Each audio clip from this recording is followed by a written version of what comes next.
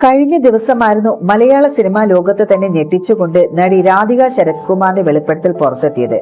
ക്യാരവാനിൽ ഒളിക്യാമറ വെച്ച് നടിമാരുടെ ദൃശ്യങ്ങൾ പകർത്തുന്നു എന്നാണ് നടി പറഞ്ഞിരുന്നത്.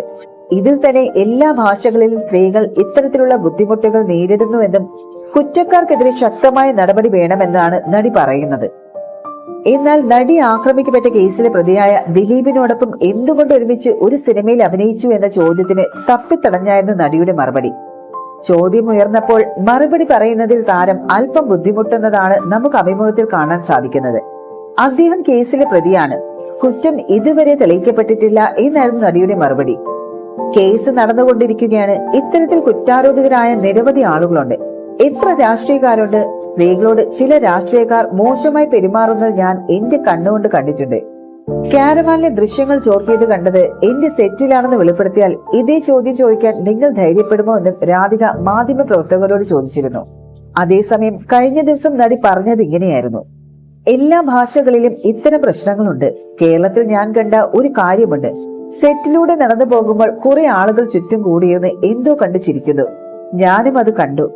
അപ്പോൾ ഞാൻ അവിടെയുള്ള ഒരാളെ വിളിച്ച് എന്താണ് എല്ലാവരും എങ്ങനെ ചിരിക്കുന്നത് ചോദിച്ചു.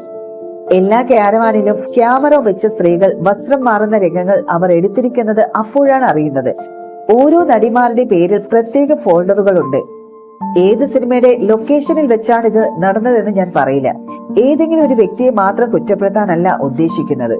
ഈ സിസ്റ്റം തന്നെ പ്രശ്നമാണ്. ആ സംഭവത്തോടെ ക്യാരവാനിൽ പോവുക എന്നത് വലിയ ഭയമായിരുന്നു.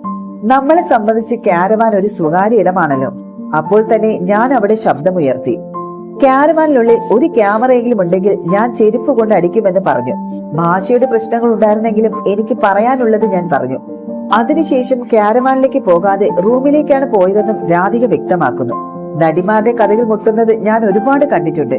ഒരുപാട് പെൺകുട്ടികൾ എന്റെ മുറിയിൽ വന്ന് സഹായിക്കണമെന്ന് പറഞ്ഞിട്ടുണ്ട് എന്നും രാധിക പറയുകയാണ്. അതേസമയം പവി, കെയർടേക്കർ, ഇട്ടിമാണി, രാംലീല, ഗ്യാമിനോസ് എന്നീ ചിത്രങ്ങളിലാണ് നടി സമീപകാലത്ത് മലയാളത്തിൽ അഭിനയിച്ചത്. നടൻ ശരത് കുമാറിന്റെ ഭാര്യയായ രാധിക രാഷ്ട്രീയത്തിലും സജീവമാണ്.